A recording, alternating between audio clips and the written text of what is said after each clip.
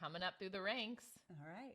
We're here. We're here. So today we're going to talk about government-backed loans. So FHA, VA loans and kind of how those work, who those benefit, pluses, minuses, all that kind of stuff. Yeah, and I think they get a bad rap. 100%. And we're going to go into why they get a bad rap. Yeah.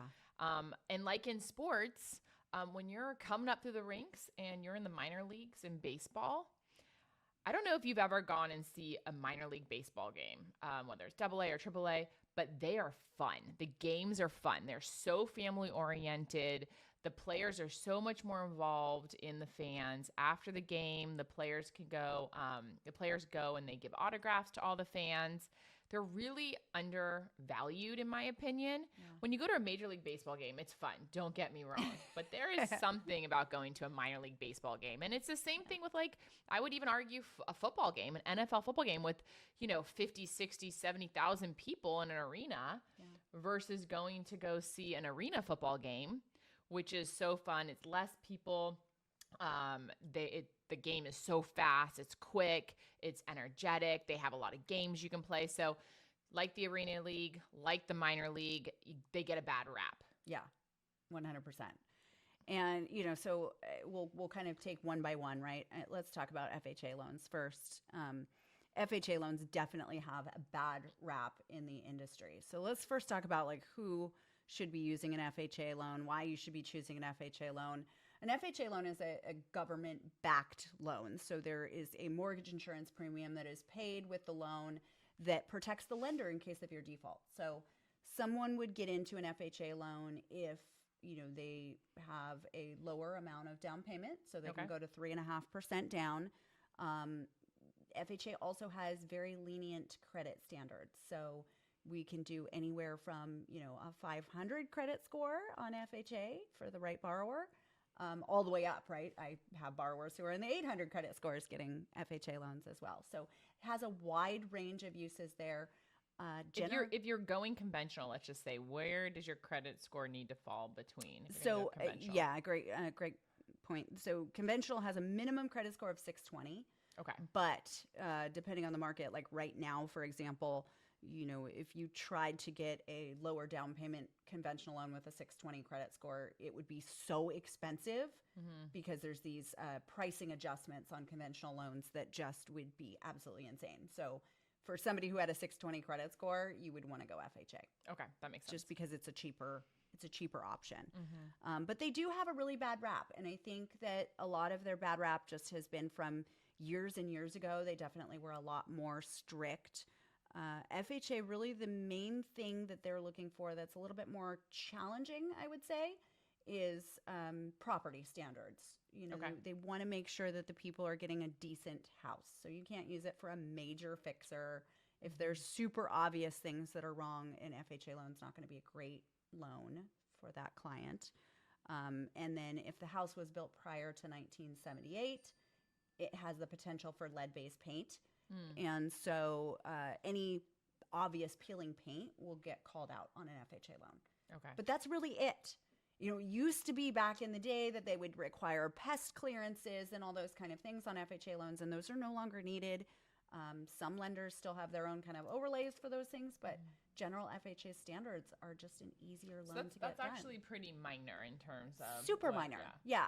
I mean, super minor. Generally, they're just making sure the house is decent. That's it. So let's say an appraiser goes in and they see some dry rot. Yeah. What's going to happen at that point? So if it's super obvious dry rot, right, you have kind of two options. One is provide an inspection saying that it's not a problem. Okay. Or two, fix it.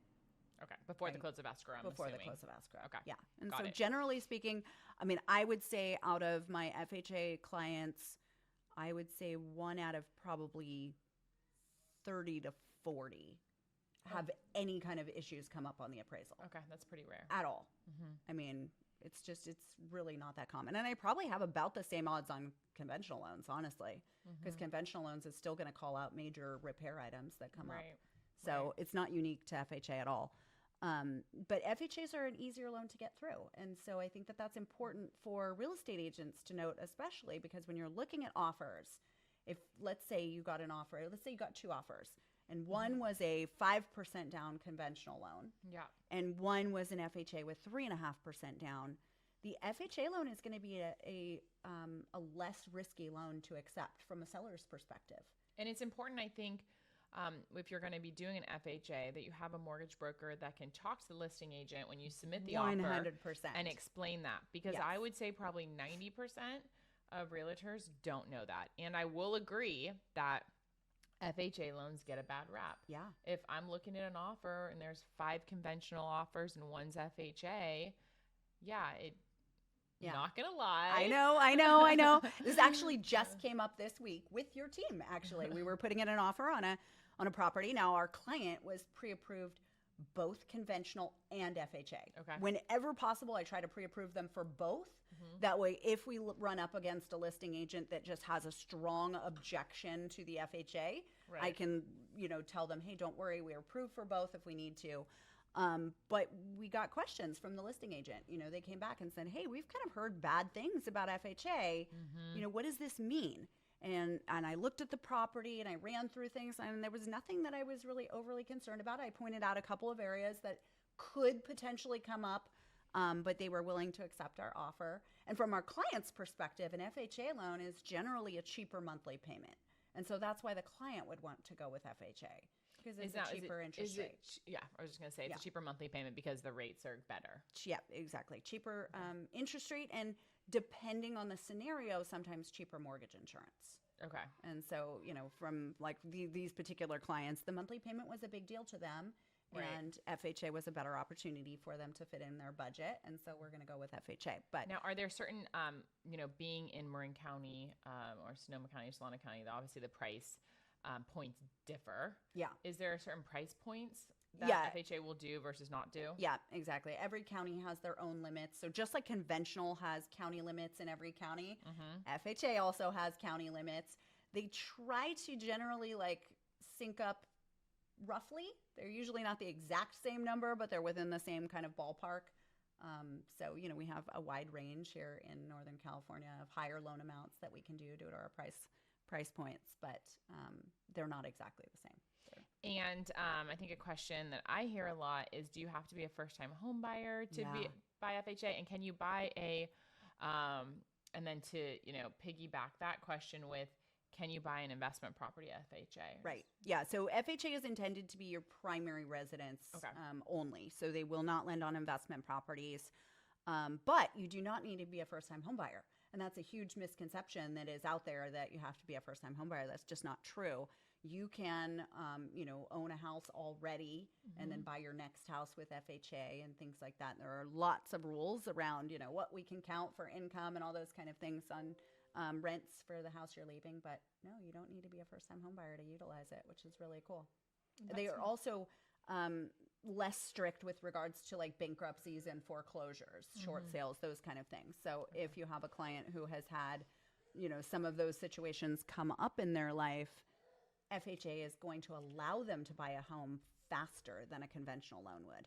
Oh, interesting. Yeah. Okay. How long is the process for FHA? So there's lots of varies. factors Okay. involved, right? For anywhere from 2 to 3 to 4 years, depending on the type of foreclosure, the type of bankruptcy, the type of short sale, all those kind of things. But generally speaking, it's going to be faster than conventional. Okay, good to know. Which is cool. So yeah, FHA is one of my favorite programs. It's how I bought my first house. It's a good loan. It's got a bad rap, but it certainly has a need in this market. We're seeing it even more lately because they've made adjustments to conventional loans, making it a little bit more strict in getting into them. And so conventional won't allow for as high of debt ratios and things like that. So credit scores or whatever. Yeah. So it's just something to know as a buyer if you're looking to get into a loan and maybe conventional is not working, or maybe it is. It's a good question to just bring up to your mortgage broker. What does this look like FHA? Could I qualify? And compare the two. Yeah, 100%.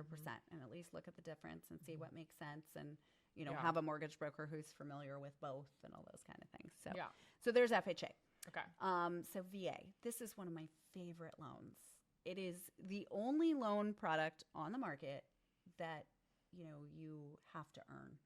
And, in order to qualify for a VA loan, you have to have had some kind of military service, which I think is huge, right? Yeah. I think we absolutely should be supporting our veterans. And so, it's different. There's different criteria for whether you qualify for a VA loan, depending on your number of years of service in either the active military or reserves. But you don't need to be active. You can be, a veteran. And the VA loan has some really cool benefits. One of the biggest benefits is no money down, which is huge. That is huge. Huge. Now, are you paying closing costs? You do pay your closing costs. Okay.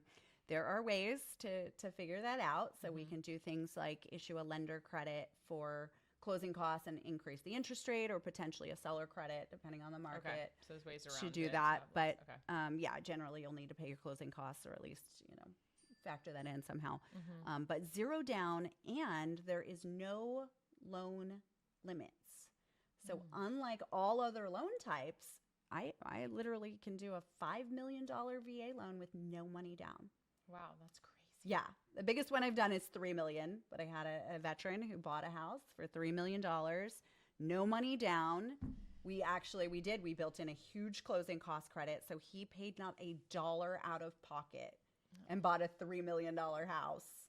It was very cool. That's good for him. It was very cool. Yeah. But it's an amazing benefit. And, again, they just get a bad rap. Yeah. And, why? I don't know. So the only downside, if we can talk about the downsides of VA, is the pest report requirements. Right.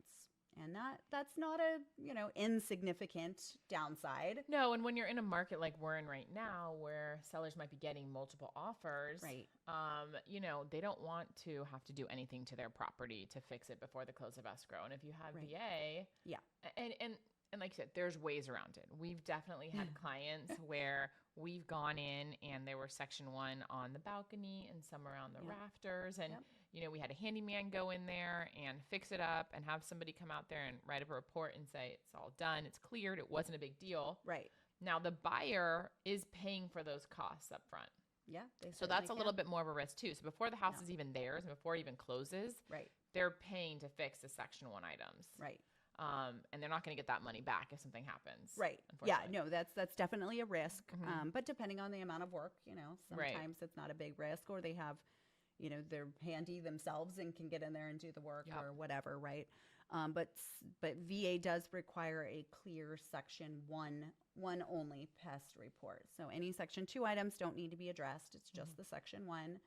And oftentimes, we find that the Section 1 isn't a huge list. And so it's sometimes worth it to the veteran to go in there and clear it themselves and get it done. And but other than the pest report, kind of the same thing goes back to, it's an easier loan to close. Right. Like when I am faced with a conventional loan or a VA loan from an underwriting perspective, I will take the VA loan all day long. That's so interesting. VA doesn't even have. Yeah, I mean, there's definitely pros and cons for sure. VA doesn't even have a debt ratio requirement. You can literally go buy a house, at 70% of your total income, and it will approve it. I mean, it's crazy, right? Which sometimes works when you have family members and stuff that will be living with you. Now, one of the quirks of VA loans is you cannot use your zero down benefit if you have other people buying the house with you. So, like, what about a husband and wife situation? Husband and wife counts as one couple, so that you're good. So you can like use your a mother and son situation. Mother and son, or a boyfriend girlfriend, for example. And that you have to be married. You do have to be married. Now, what do they consider as married? You have to be married. There needs to be legal, paperwork involved. License, married. And so I have had a few uncomfortable conversations at pre-approval stage where I've looked at couples. Because I know a lot of people that have been, have lived together and 100%. are life partners. I bought our first house before we were married, and it wouldn't have worked if it was VA. So we've had to have those conversations of, hey, you're going to get married during the loan process, right? And that they do, right? They run to the courthouse, they get a little marriage certificate, and they provide me a marriage certificate, and we're good to go, and we move on. But that is one of the requirements. You can still use your VA benefit if you are buying together and not married, but there's a down payment. Got it. Okay. So you have to put at least 12.5% down. Okay. If you're going to have multiple people on there. They don't want veterans being taken advantage of.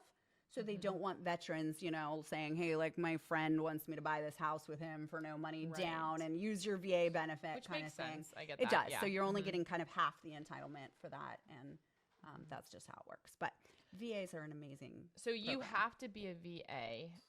Now, if you're buying a house, like you said, your wife can be on it. Yep.